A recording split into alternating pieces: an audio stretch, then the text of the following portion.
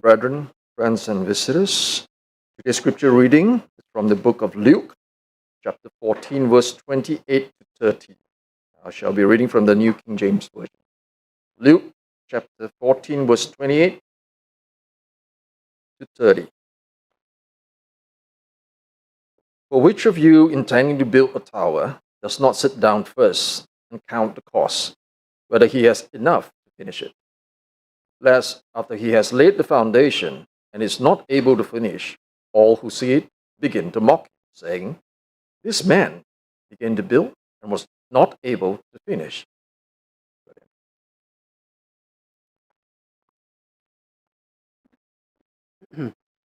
Very good morning to all who are present. And if you are tuning in online, welcome also to the worship services of the Kota Communing Church of Christ. This morning, I have been approached by two separate members, and they told me literally the same thing.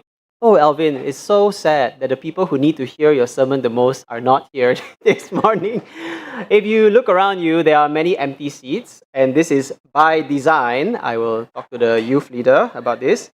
They are in Ipoh, right, doing important work. Maybe not so important as this topic, but this is an important topic, right? We have been talking about it for many, many weeks, many, many years actually. As I was looking back in my archive of lessons that I taught on March 13, 2022, I taught almost literally the exact same subject, preparing to be godly spouses. So I am well qualified for this, yeah? Preparing for marriage. I don't have to show you statistics and go through all the data again for you to know that marriage is not that trendy now as compared to last time. I've mentioned 4 weeks ago that marriages are down, having children are down, divorce is up. We live in a modern culture that doesn't have a very favorable view of marriage. So when we talk about preparing for marriage, what exactly are we talking about? I recall many, many conversations in the past where parents or aunties and uncles over Chinese New Year, I would hear things like this. "Wow, boy, you don't want to study. Next time, you cannot go university and then you become Tong Sampa man. Then nobody want to marry you." Not uncommon. I'm not singling out anyone here, okay? But it's not uncommon for us to hear that. Or, girl, you eat so much already, then now you're so big, no boy want to marry you because you're not pretty, Things like that. We might laugh about it, but I want you to realize that there is some truth in it. Boys are looking for certain things from girls, and girls are looking for certain things from boys, right? Especially for our subject today, we're talking about preparing for marriage from a godly perspective. What are godly men looking for in godly women? And what are godly women looking for in godly men? So, most people living today, they don't pay attention to their future very much. They don't think about 5 years from now, 10 years from now, who are they going to be, let alone who are they going to be with, and how then are we going to prepare for marriage. As I was reflecting on this topic, I was so grateful for my mom. My mom, who single-handedly raised me and my brother. When I was very young, my mom always told me that I have to do housework. And I was giving her the same reply, "Mom, I iron the clothes again, I had to hang laundry again, I had to wash dishes again." And then she will always end with this line, "You have to learn to wash dishes because someday your wife is going to rely on you. Someday you need to step up and help out at home. Someday she's not going to be well and you are ready to be the man of the house." And I'm so grateful that she taught me well when I was young. When I was young, I'm similarly not thinking that far ahead. But now when I'm older and looking back, you can ask my wife. I think she appreciates it. Yeah? So, in today's thank you. In today's topic, what we want to talk about is some practical considerations, really specific practical considerations about preparation for marriage. I know many, if not most of you, are married. And as Brother T prayed very well, let us focus on the lesson today. While you are already married, you have children who are unmarried. You have nieces who are yet to sign the papers. You have friends, peers, whatever. This lesson is as relevant to you.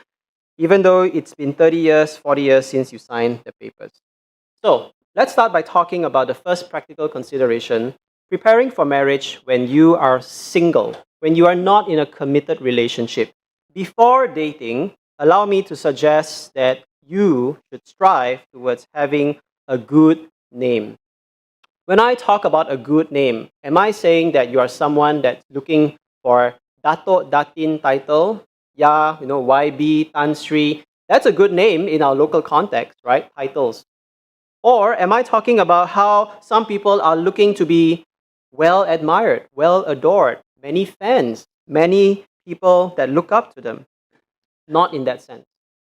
Jesus warned the disciples to not become like the Pharisees, right? Don't become like the Pharisees in the Bible because they desire the praise of men. They like to stand in the open and pray with their hands up, wearing their big robes so that people can see them and say, wow, so holy, so righteous, these people.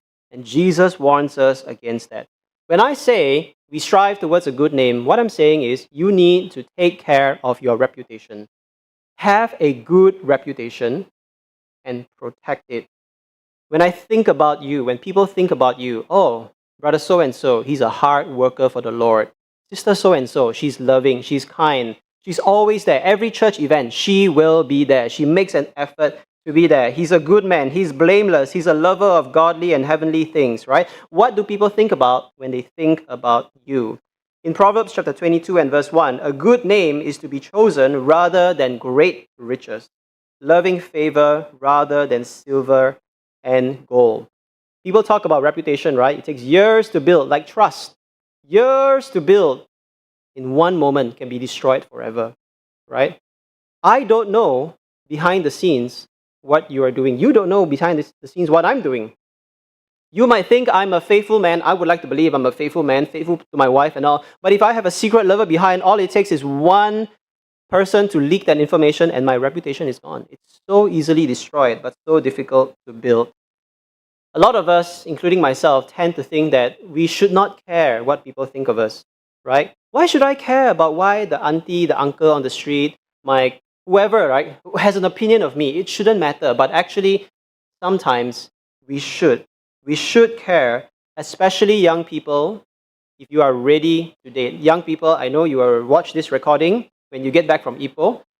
When you are ready to date, it matters more and more, because one of the things that you might do is to turn to your trusted advisors and ask them, hey, mom and dad, brother so and so, who do you think would make a good spouse for me? And what they will think of, what they will answer, how they will answer you is based on the reputation of the people that are around them. How they answer and their answer will go much, much further than any dating app you can download. Coffee and Bagel, Tinder, whatever dating app you can. The word of mouth, the personal recommendation of people goes so much further than dating apps, than anything that you can find. The reputation of people really matters, right? And in 2025, we live in the digital age, right? Reputation is so much harder, so much more difficult to defend because of social media. I'm not saying that social media is evil. You can. You are free to put whatever you want up there. It's up to you. But the warning is this. If you put something on social media for the world to see, you are inviting, whether you want it or not, you are inviting someone to have an opinion of you. You are inviting someone to have an opinion of how you dress, what your priorities are, where do you go with your free time, how do you use your money, what are your social circle looks like, who do you spend your time with, what language do you use. You are inviting the world to have an opinion of you, and sometimes that can either be to your benefit or to your disadvantage. Sometimes when you don't even realize it, you've given the world 100,000 first impressions of yourself without you being prepared for it. And once a first impression is given, it's gone. That's why it's called the first impression. You only have one chance to give it. And so, when you are preparing for marriage, the preparation for marriage takes place long before you have a boyfriend or girlfriend. No, it takes place even before you have a committed partner. Prepare yourself, have a good name, because it will matter when the time comes. Secondly, I would say, for those of you who are still single, prepare for marriage in one way, it should matter to me and it should matter to others as well, how I present myself, right? How I show myself to the world. And especially in the context of dating, how boys present themselves to girls and how girls present themselves to boys. I can summarize this statement in a 7-letter word. Modesty. Modesty, right? Modesty. How you dress, what clothes you wear, your mannerism, the way you speak, the way you carry yourself, it all sends a message to those who are around you and those who are observing you. Let me talk about the ladies first. And I mean no disrespect when I say I talk about the ladies first, because generally speaking, many ladies struggle with this. The range of how deep the pit is for immodest behavior is sometimes seen to be much larger than what men face. Ladies, a lot of times when I walk around, I observe, unfortunately, many ladies choose to dress immodestly. I thought Malaysia was bad, especially in KL, right? We live in a modern world. People like to dress in what they call fit gear, fit attire, right? I studied in Melbourne for 6 months. I lived in Perth for 6 months. If I thought Malaysia was bad, boy, Australia is, no hate on Australia, Yiting and Cheng Yu. Great place, but people there love to show off what they have. They do. How many times I would see people running around topless, guys running around topless, ladies wearing tight body-hugging, fitting clothes, right? Sports bras that show off so much and leave little to imagination. It is difficult. It is difficult. And you might look at them and say, wow, they're so confident. Look at them, they're so self-assured in their body image. Rather, I think the opposite. They are trying to get something, perhaps they are trying to get something that they don't already have. They are trying to get attention that they don't already have. They are trying to get people to look and see how much they've worked on themselves and how good they look because they seek after such validation. If you don't have to show off anything because you are so self-assured in your worth, that is the beauty that God wants you to have. Not trying to impress men, trying to dress to impress in that sense. And godly men, if you are looking for a godly spouse, you wouldn't be impressed by that. Because if you are going to marry a woman that is going to cause you concern and worry and anxiety about how his wife is going to dress, that's not what a godly man is looking for. I'll be straight up. Okay, I'll be straight up with you on that. Ironically, sometimes when ladies dress in that way and someone looks at them and gives them that attention, they might get called out for it. Oh, you shouldn't be looking. And my response is, if there's something I shouldn't be looking at, maybe there's something you shouldn't be wearing. Right? There's something that you shouldn't be wearing. Men, if you are a godly man looking for a godly partner, your partner, your wife, should only reveal to you, show to you the things that belong to you as a husband, that is rightfully yours, not broadcast it to the rest of the world. That is for ladies. Please consider dressing modestly. It will impress, it will, ironically, draw the eyes of a godly man. That's what they're looking for. On the contrary, for men, it's less of a problem generally, but there is a time where your dressing does matter, right? There is a time when it matters, when you show up on a Sunday morning. For some of us, wearing dress shirt, dress pants, tie and all, leather shoes, it's not normal. It's not common. When we hang out with our friends, we wear sneakers, jeans, go to school, we wear shorts, whatever it is, right? And then we come before the altar of God, and do we show God that? Do we take our casualness in our attitude before God? When you look at the Old Testament, when the priests and the high priests serve in God's temple, God is so specific about how they dress. The standards that He set, even the very material of the linen and the color of it, the embroidery, the stones, everything, God specified every single detail because it matters. How you show up before God really matters. So, it matters. Ladies, how you present yourself to men. Men, how you present yourself to ladies. Godly people are looking for godly people, and godly people are modest. It matters how I present myself to others. And when I search for someone, when I'm single, right, now that you think you're ready and you're looking out for your partner, when you search for someone, let me suggest to you that your search should be beyond skin deep. Okay, beyond skin deep. Many of us go for grocery shopping. It's not uncommon. When you go to a grocery shop, how do you choose things? Oh, I like this apple because it looks good. I take it, I put it in my basket. I go to the veggie section. These carrots, I like them, put them inside. You take and choose, right? Whatever you like, you put it in your basket. And then if you realize, I look at the apple again, actually there's some black color spot here I don't like, I put it back. Right? You pick and choose. And the only criteria that you are considering at that time is what you prefer. My caution is this: when we are choosing a spouse, do we apply the same methodology? Pick, choose, don't like, put back. Pick, choose, don't like, put back, When we choose a spouse so flippantly, so casually, without deep consideration, you are practicing for divorce. When you pick a spouse like you pick your apples at the grocery, don't like, you put back. What happens one day when your wife doesn't look the way she looked when you got married to her? Would you put her back? One time you were praying, God, give me a wife, and then she becomes like that. God, take her away. Is that your prayer? That's probably not going to be the best way to do it. Now, don't get me wrong. I'm not trying to say that you are not allowed to pick someone based on your preferences. Of course you are. Most people have a list. All right, on that list, I want someone this, I want someone that, right? And I can just summarize it into two things. You want someone who is attractive to you and someone who is compatible, right?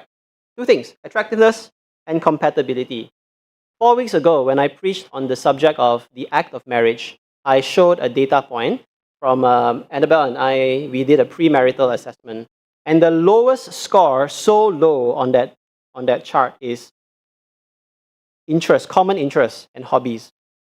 It was true then, and it's still kind of true today as well, right? If you want proof, you can look at our YouTube watch history. So we only share one YouTube account. I don't know why. We only share one YouTube account. And the things that she watches and the things that I watch, totally different. I will watch a 3-hour political debate, historical debate, podcast, whatever. And sometimes she will go, I don't know. I've not seen her watch it yet, but I hope one day she will. But the things that she likes, I don't like. There was a time when I got to know her, I never understood the concept of lowering the sugar level in my drinks. I never understood that concept. In my house in Malacca, we had condensed milk in the fridge. She has never tasted condensed milk. In the same way, when she orders chendol, her chendol always came white because there's no gula Malacca. But my chendol always came brown. What I'm trying to show you is this. When we got together, we were getting to know each other, we had very, very little in common in terms of hobbies and interests. But it didn't really matter. Because godly people are looking beyond skin deep. Godly people are able to look beyond what you are on the outside and focus more on what you are on the inside. We're going to look at this scripture reference, Song of Songs. Yes, there is such a book in the Bible. Song of Songs, chapter 1, verse 5 to 6. I know this is a hardly referenced book. We don't study it very often. So let me give you a very, very brief summary of what we are going to be looking at. In the book Song of Songs, it is a narrative between Solomon, King Solomon, and his lover at that time, known as the Shulamite. And there are many, many ways to interpret their relationship, but what you can see in the Song of Songs is this journey of their relationship from the time that they knew each other to the commitment in marriage, and the beauty in marital love. This book is in the Bible, and it talks about some very explicit things. We're not going to cover that today, but basically, if it's in the Bible, we can talk about it. There is such a thing that exists as marital love, romantic love between the partners, and the Bible does talk about it. So, in Song of Songs, chapter 1, verse 5 and 6, this is the Shulamite woman speaking here, okay? Verse 5, I am dark, but lovely, O daughters of Jerusalem, like the tents of Kedar, like the curtains of Solomon. Do not look upon me because I am dark, because the sun has tanned me. My mother's sons were angry with me. They made me the keeper of the vineyards, but my own vineyard I have not kept. What's the Shulamite woman saying here? She's saying, don't look at me. I'm so dark. I'm so dark-skinned. Ladies, don't you sometimes relate to this? Ayo, don't look at me. I'm so ugly, like, you know. Ayo, I put on some weight already, you know. My hair is not well done. It's not, you know, she's not feeling secure about the way she feels, about the way she looks. She says, don't look at me, I am dark. But when you understand the reason why she's dark-skinned, it's because she has been forced to work in the hot sun. It's because she's been forced to work outdoors where there is no shade, and that's why she's tan. And if you just look at her and say, yeah, she's so dark-skinned, I don't want to consider her. But you don't see that her inner beauty outshines all of that. You are missing out. Godly men, godly ladies, I encourage you, look past things that are just skin deep. Look past race, look past socioeconomic status, how tall a person is, right? Their education background.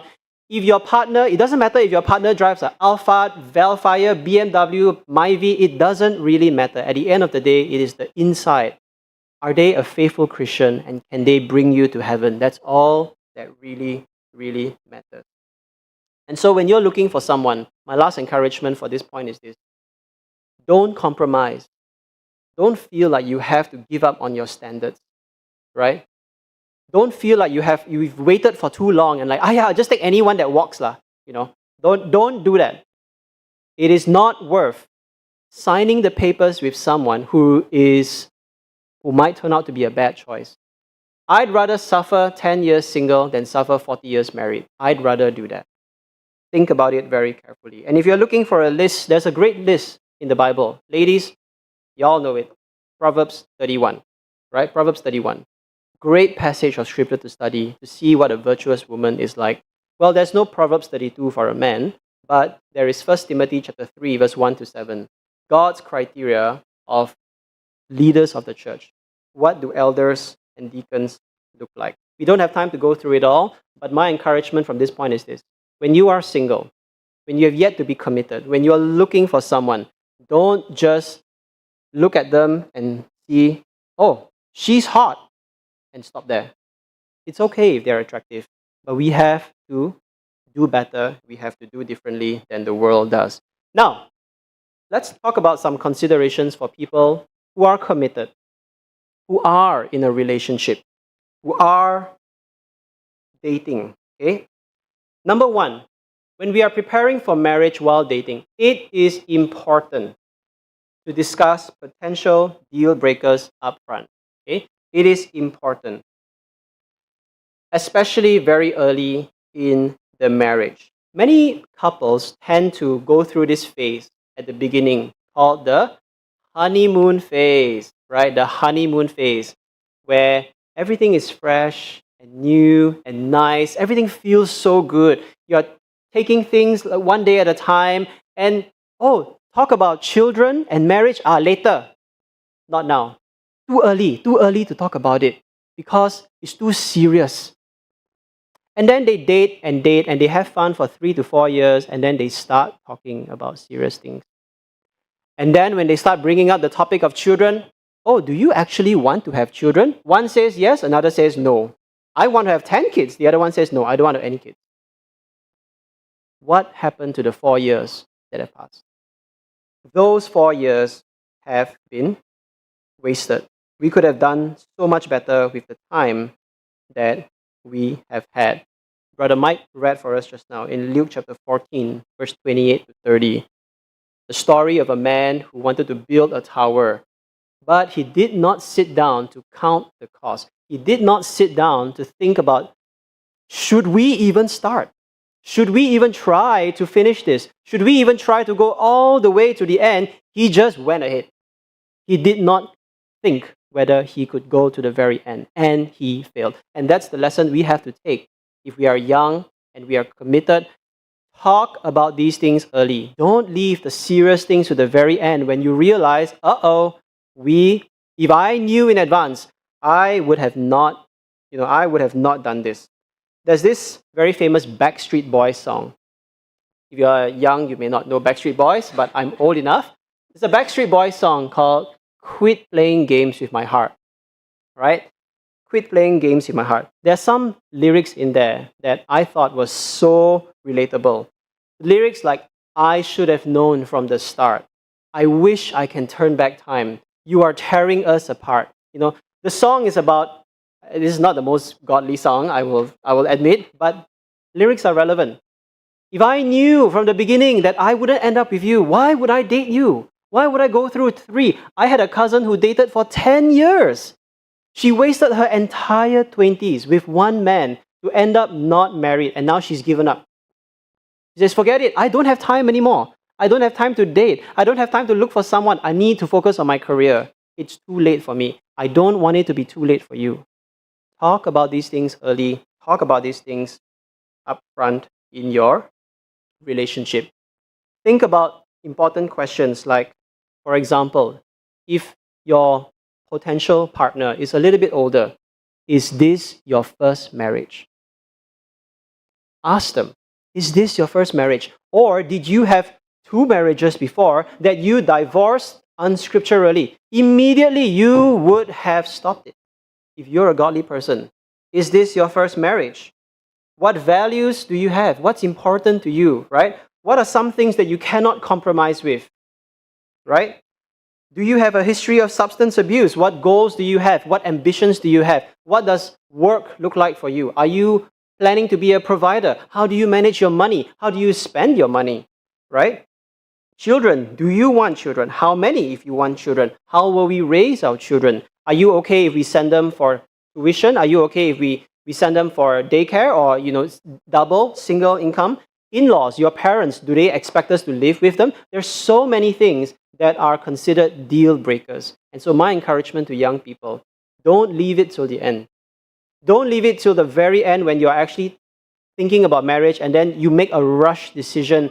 Yeah, we already dated for 4 years. I'm not going to find someone else at this rate. I just go ahead lah. And then there's so much pain in your marriage. So much pain because you never considered these important things up front. So while dating, talk about potential deal breakers, talk about the serious things early before it is too late. A second thing to consider is to seek guidance from trusted advisors, often and regularly.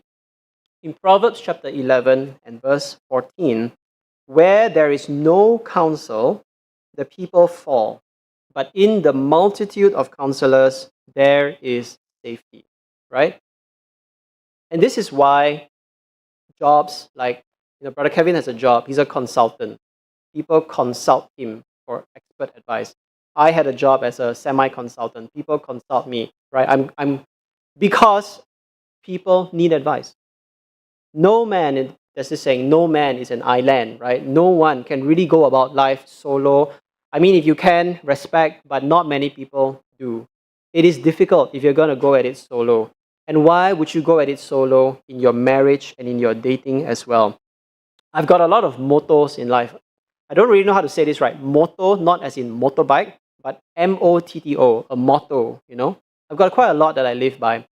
And one of them that I always share is, if you're not going to learn from the mistakes and experiences of others, you are going to live that pain firsthand. You are going to learn it from your own mistake. You are going to commit it, and you have to live through it. Only 2 sources, learn from others or learn from yourself, right? And so the reality is this, I talk very often about the beauty of marriage. Marriage is blissful, marriage is beauty, marriage is good. I agree, right? You double the joy, you double the fun. Yes, I agree. But the reality is this, there are hard days in marriage. There are difficult times in marriage. There are very, very difficult conversations, very painful arguments that you have to go through sometimes. Double the joy, also double the pain. When you lose a loved one, you double the loss. When you go through difficulty, it's double the pain. Double the bills. You have 2 children, double the mouths to feed. Marriage is not all sunshine and roses, but it is still worth it. Okay? But it is still worth it. Just last weekend, Annabelle and I had the pleasure of having marriage counseling with a young couple. And we're so glad that they approached us. We're so glad that they talked to us. They were so humble and say, we want to learn. And we shared with them 3 hours of all the things we have learned. Annabelle and I have been together for 10 years. And in the 10 years that we have been together, before we signed the papers, we counseled so many people. We spoke to 10 different couples at least. And some of you are here. We spoke to Brother Eng and Sister Shirley. We spoke to Sister Cheping and Uncle Len, even before he was a Christian. And we learned so much from them. And thank you for sharing your mistakes with us, because we learn more from our mistakes than we do the good times, right? We learn so much more from our mistakes. And so it's so important. It's so important, and my encouragement to you if you're dating, don't go at it alone. Don't think that I don't need all this advice from auntie and uncle. Yes, I know sometimes they can be a bit kepochi. I hope they do it in your best interest, but boy, do they have a lot of experience to share. You can learn from a good example. And even if they are not a very good example, you can also learn from a bad example. You can learn, and you should. These relationships that you build with these couples, with these advisors, will bring you a very, very long way. There's this language in the Bible where if you plant a seed and it's planted in good ground and it will germinate and then it will produce fruit tenfold, 100-fold. This is one of those seeds that you want to plant. Be in good company with trusted people who have your best interests at heart, that will share with you honestly the difficulties in marriage, how they overcome it and how we can overcome it. 2 Corinthians chapter 1, verse 3 to 4. Blessed be the God and Father of our Lord Jesus Christ, the Father of mercies and the God of all comfort, who comforts us in all our tribulation, that we may be able to comfort those who are in any trouble. Here's the thing, if you are going through a tough time, right, it's different when someone comes and says to you, I pray for you lah. It's nice, I appreciate it that they pray for me, but it's so different when they come to you and say, I know what you're going through. I've gone through it myself, and I have overcome with God. And here is how you can do it as well. And they are there for you. It's so different. And that's what having counseling and people around you can help with, right? So, what are some of the things that we have learned from other couples? We have learned from other couples that when children come around,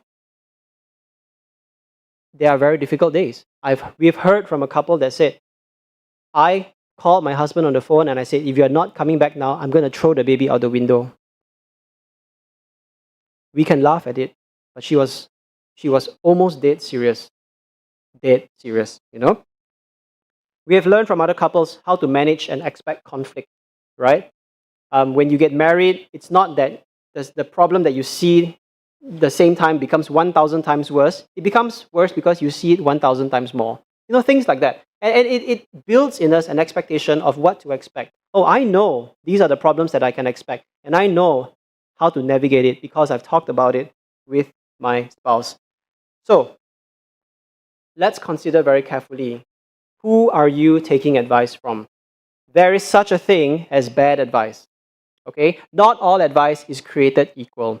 When you ask someone, hey, can we have a meal together so that we can talk about marriage and all these important things? Ask someone who looks happy in their marriage.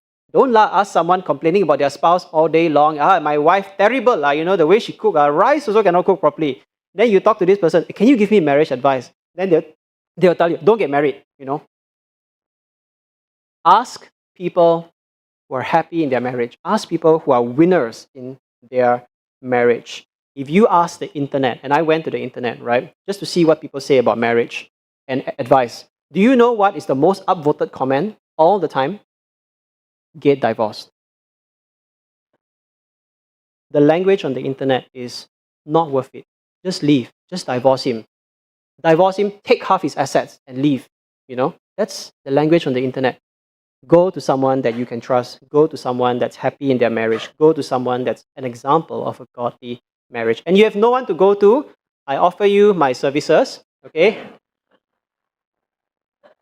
Last week, Brother Eng said, Brother Alvin is going to teach on preparing for marriage. And he called me a marriage specialist. So I got my license on last Wednesday. So I asked for business card, but he said no budget. So here I am doing some free promo. Okay? If no one is going to offer it, we will be happy to offer it. So come to us and we'll be happy to talk about it. Next, preparing for marriage while dating.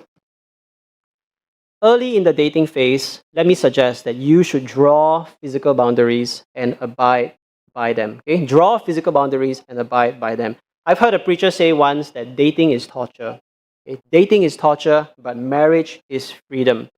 If I were to ask the married people in this audience, would you like to go back to your dating life? I really hope the answer is no.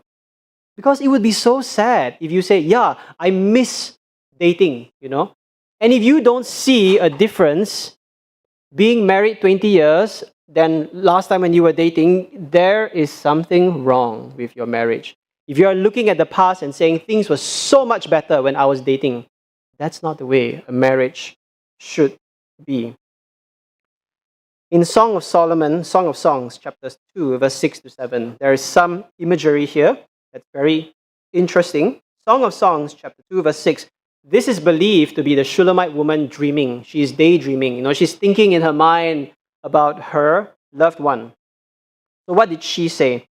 His left hand is under my head, and his right hand embraces me. I charge you, O daughters of Jerusalem, by the gazelles or by the does of the field, do not stir up nor awaken love until it pleases. Okay, it says here, left hand under my head and right hand embraces me. Okay, so this is it's intimate, right? You imagine holding your partner in such a cute, intimate way. And she's thinking about this. And then she's saying, please, don't encourage me. Don't encourage this love, this desire, this passion to awaken prematurely. Don't. Help me stay away from this temptation. Young people, if you are dating is a time for restraint, not for fulfillment, right? Not for fulfillment. Some people say, how much restraint? Can we hold hands? Can we hug? Can I go cinema with her and put my hand over her shoulder? How much restraint, right? Really, some people have this mentality. I can do everything with my partner as long as we don't commit fornication. I can go all the way right before we have sexual relations and say, okay, that's enough. That's my limit. Is that what godly people are doing? Is that what godly people should be behaving like in marriage? Is our objective in dating to go as close as sin as possible and say, okay, this is the sweet spot, right before I jump off a cliff? You know what happens when you're speeding down the mountain and you try to stop right before the cliff? It's hard. It's hard to stop on time.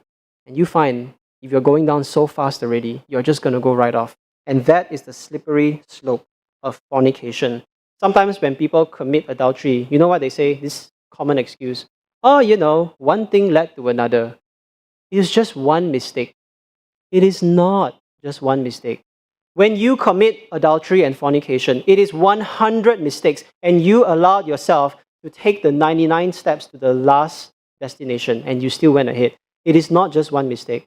It started when you allowed yourself to speak in private to this new colleague in office, and then you continued to do that by not telling your wife, and then you went out for dinners with her, and then she talked very vulnerable things about her life with you, and you still listen in private. At 9 p.m. in the office, you told your wife, I'm busy in meeting, I'm with somebody, a very important client, and all that, you allowed it to continue to the very end. It is not one mistake. It is many, many mistakes. Brethren, in Romans chapter 13, verse 14, Apostle Paul encourages us, put on the Lord Jesus Christ and make no provision for the flesh. No provision, not even 1% allowance for sin.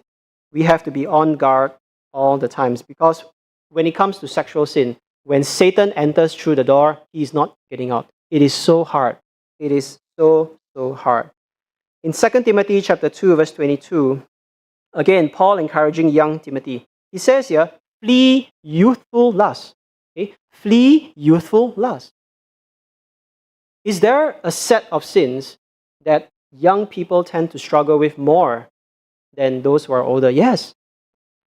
For those of us who have been on this earth for quite a while, you may have forgotten what it is like to be 15, 16, 17, struggling with your body changes, struggling with hormonal changes, struggling with urges to be with the opposite sex. It is difficult. They are going through a difficult time. And instead of slamming them, we need to give them a better way. We need to help them to see that there is a place for this sort of love and fulfillment. Hebrews chapter 13 and verse 4, marriage is honorable among all and the bed undefiled.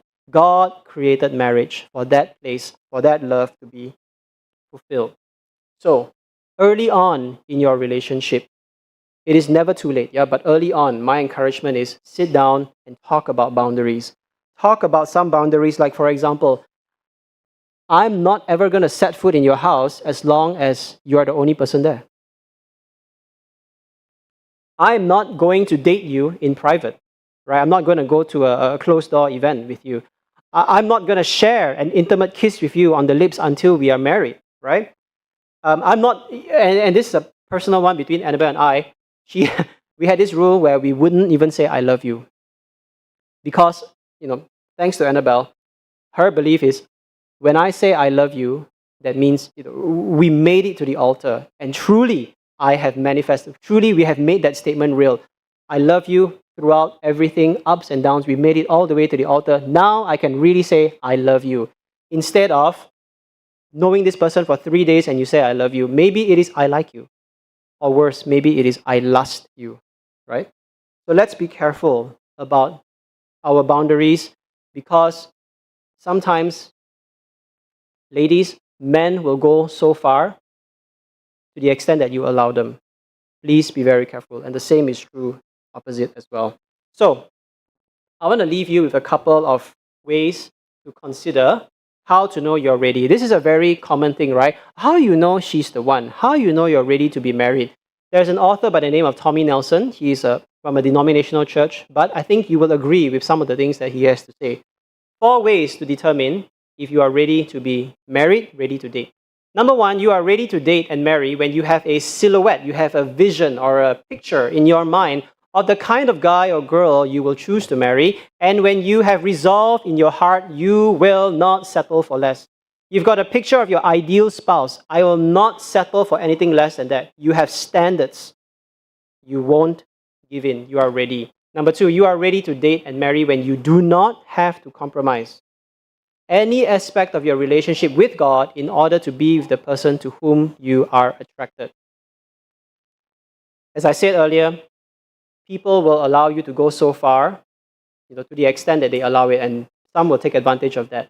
You don't have to compromise your relationship with God in order to be with this person. If you can do that, I believe you are ready. Number 3, you are ready to date and marry when you are willing to be single rather than make a bad choice of a marriage partner. I want to make this reminder very clear. Until you sign the papers, it is never too late to turn around. Never too late. When you learn something about your partner that makes you say, I am not sure if I really want this person to be my lifelong partner, as long as you haven't signed the papers, you can turn around. If you're ready to say, I choose God rather than a lifetime of suffering with this person because of an ungodly partnership or whatever, you are ready. And number 4, you are ready to date and marry when you are becoming the person that your ideal mate is praying about. Isn't that a beautiful thought? Right? Whoever it is you think in your mind is that perfect person for you, they are praying, God, send me a mate. And when you are becoming that person and you are bringing yourself, you're building your character into that person, you're ready. Because you're thinking about how to meet this person's needs. And this person is a godly person with godly needs. I'll add one more, number 5. You are ready to date and marry when you have the right to be remarried. Okay? Or the right to be married. Coming from Brother Chankun's lesson. I'll close with a couple of quick thoughts. Preparing others for marriage. If you are a parent, if you're a friend, especially parents, right? Parents, I need you to remember that preparation for marriage starts at home. When they see you, daddy and mommy, as an example of marriage, that's where it starts. And if at home it is just argument and fighting and throwing things around and abusing one another, they're going to look at that and say, I don't really think I want to be married. It's tough, right? in the home is where it begins. They are influenced from the home. So your example matters. And number 3, very importantly, please protect the hearts of your children. What I mean by this is, if you look at comedy sitcoms from the 1950s, you might think of comedies like I Love Lucy, right? I Love Lucy. And you look at the comedy sitcoms that are on display today, How I Met Your Mother, The Big Bang Theory, right? Friends. What does our modern culture glorify? Our modern culture has no reverence towards marriage. Couples are sleeping together before marriage. Couples are going holiday together before marriage. They are having multiple partners, and people have a laugh at it, and it's funny, and everyone just accepts it. What you show to your children at home, please be careful, because they will look at it and say, yeah, okay lah, this is so popular, everyone having fun, this is normal. And they might think that it is normal as well. Protect the hearts of your children. Expose them to good, godly content. And if you are peers, right, you've got friends, here's a controversial one. If you've got a friend who is not married, here's my hot take. Try to break them apart. Test them. Challenge them. Ask them questions. Because once they sign the papers, you might be, the whole time your friend is dating this person, you're like, I knew she wasn't good for him in the first place. And then you go and tell them that. And then they'll be like, why don't you tell me earlier? The time to help them is when they are dating. When they get married, it is too late. When you see something that doesn't look right, speak up. When you see them touching inappropriately, holding each other inappropriately, speak up. I've had to do this multiple times in YDP, right? Speak to couples that are not behaving very well. And I'm glad they took it well, and I'm glad that they are married today as well. And last but not least, please be generous with your guidance, right? Offer your time, offer your home, offer your dinner table for them to come talk to you so that we can learn together. Brethren, I've had the pleasure of sharing with you preparing for marriage. And now that you are prepared, okay, consider carefully. This is one of the best decisions that you can ever make. To find someone that loves God and someone that loves you as well. It's an amazing thing that you can experience, and it can only be within a God-sanctioned marriage. One thing I want to share before we close is Annabelle is actually my second marriage. My first marriage is to Christ. And are you married to Christ? I want you to consider that marriage is a beautiful reflection of the relationship between Christ and his church. Christ as the bridegroom and the church as his bride. I'm part of the church of Christ, and I'm married to Christ first. I love God more than I love my wife. Yes, that is the right way to do things. And so please consider, if you are not a child of God today, if you're not married to Christ today, today can be your wedding day. Today can be the day where you say, I want to have this beautiful relationship with Christ, to live the most abundant life here and the most abundant life in the life to come. Whatever your needs may be, I invite you to stand and sing as we sing the song of encouragement.